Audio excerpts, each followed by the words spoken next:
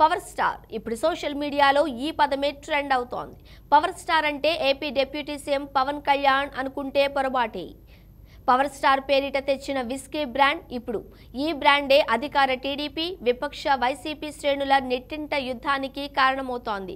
మొన్నటిదాకా తెలంగాణ ప్రభుత్వం తెచ్చిన బిర్యానీ బీర్ గురించి చర్చ నడువగా ఇప్పుడు ఈ పవర్ స్టార్ బ్రాండ్ గురించి నెట్టింట వార్తలు వైరల్ అవుతున్నాయి.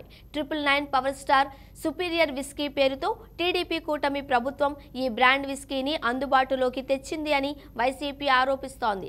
నాణ్యమైన మద్యమంటూ జన సైనికులను నమ్మించేందుకు ఇలా పవర్ స్టార్ పేరుతో విస్కీ బ్రాండ్ తెచ్చిందని ఆరోపించింది. ఈ మేరకు తన అధికారిక ఎక్స్ ఖాతాలో వైసీపీ ఈ ట్వీట్ చేసింది. పవర్ స్టార్ విస్కీ కూటమి ప్రభుత్వంలో కొత్త బ్రాండ్. నాణ్యమైన మద్యమంటూ జన సైనికుల్ని మెప్పించేలా పవర్ స్టార్ పేరుతో విస్కీని తెరపైకి తెచ్చిన చంద్రబాబు సర్కార్. ఏపీలో మాత్రమే ఈ బ్రాండ్ అందుబాటులోకి. నాణ్యమైన మద్యమంటే ఇదేనా బాబు అంటూ గగ్గోలు అంటూ వైసీపీ రాసుకొచ్చింది.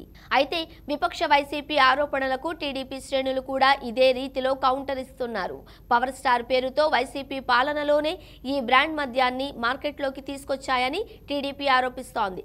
దీనికి సంబంధించిన వార్తా కథనాలను పవన్ కళ్యాణ్ ప్రసంగాన్ని కూడా ఇందుకు జత చేస్తూ వైసీపీకి కౌంటర్గా టీడీపీ ట్వీట్ వదిలింది. మరోవైపు 2024 ఏపీ అసెంబ్లీ ఎన్నికలలో వైసీపీ ఘోర ఓటమికి గల కారణాలలో ఈ నాసిరకం బ్రాండ్ మద్యం కూడా ఒక కారణమని వైసీపీ నేతలే అంగీకరిస్తున్నారు.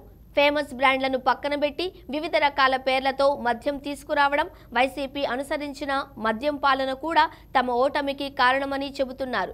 ఎన్నికల ప్రచారం సమయంలోనూ కూటమి నేతలు ఇదే విషయాన్ని పదే పదే ప్రచారం చేశారు. దీంతో ఎన్నికలలో వైసీపీ ఘోర పరాజయం మూటగట్టుకుంది.